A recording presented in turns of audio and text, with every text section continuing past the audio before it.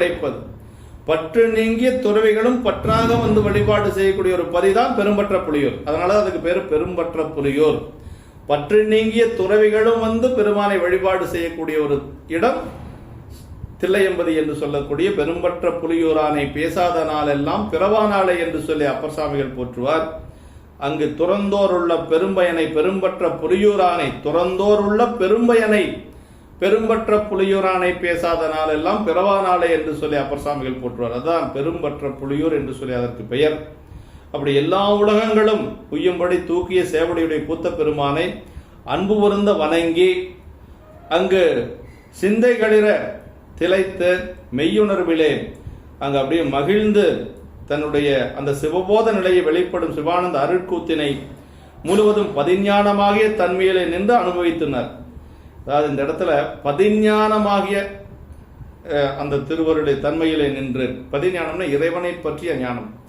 பதிஞான வாழ்வை தருவாயே கலைமேவு ஞான பிரகாச கடலாடி ஆசை கடலேறி என்று சொல்லக்கூடிய திருப்புகளில் நமக்கு அருணகிரிநாதர் பவானி திருப்புகளிலே பாடுகின்ற பொழுது பதிஞான வாழ்வை தருவாயே என்று சொல்லி போற்றுகின்றார். பதிஞானம் என்று சொன்னால் இறைவனை பற்றிய அறிவு, பெருமானுடைய திருவருள் ஞானம் என்று சொல்லி பொருள். பதிஞானமாகிய தன்மையில நின்று அனுபவித்து அப்படின்னு சொல்லி சொல்லுகிறார். அப்படி வழிபாடு செய்து கொண்டு அந்த திருப்பதியில் 6ஆம் நாளை விரும்பி தங்கி இருந்தார் என்று சொல்லி அப்படி உலகுய எடுத்தருளிய சேவடியார் அப்படின்னு சொல்லி சொல்றார். உலகுய எவ்வுலகம் உய எடுத்தருளிய சேவடியாரை என்று சொல்லி போற்றுகின்றார் சேக்கிழார் பெருமான். அப்படின்னா இது ஐந்தொழில் கூத்து. எடுத்தருளியன தூக்கிய திருவடிங்க. ஆமா, தூக்கிய திருவடி பிறவி பெருங்கொழின் என்று மேலே எடுத்து என்பது குறிப்பு. ஆடை எடுத்திட்ட பாதமொன்றோ நம்மை ஆட்கொண்டதே என்று சொல்லி நாவுக்கரசு பெருமானுடைய தேவாரங்க. உலகுய மறையளித்த திருவாக்கால் என்று சொல்லி சொல்லுவது போல எடுத்தருளும் சேவடிக்கில் என்றும் இருக்கின்றாரே என்று சொல்லி காரைக்கிழமையார் புராணத்தில் வரும். எடுத்த அப்படின்னா ரொம்ப முக்கியமான ஒரு எடுத்தருளிய தூக்கிய திருவடி என்று சொல்லி பொருளுங்க.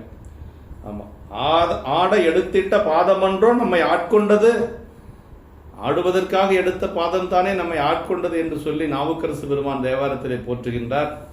அப்படி அன்புற வணங்கி சிந்தை கலிவர திளைத்து அந்த கூத்த பெருமானை வழிபாடு செய்து கொண்டு அங்கிருந்து அவர் அப்படியே பொன்னி நல்நதி மிக்க நீர் பாய்ந்து அப்படியே சோழ நாட்டிலே வந்து வழிபாடு செய்து கொண்டு வருகிறார். காவிரியினுடைய கரையிலே வந்து அணைகிறார்.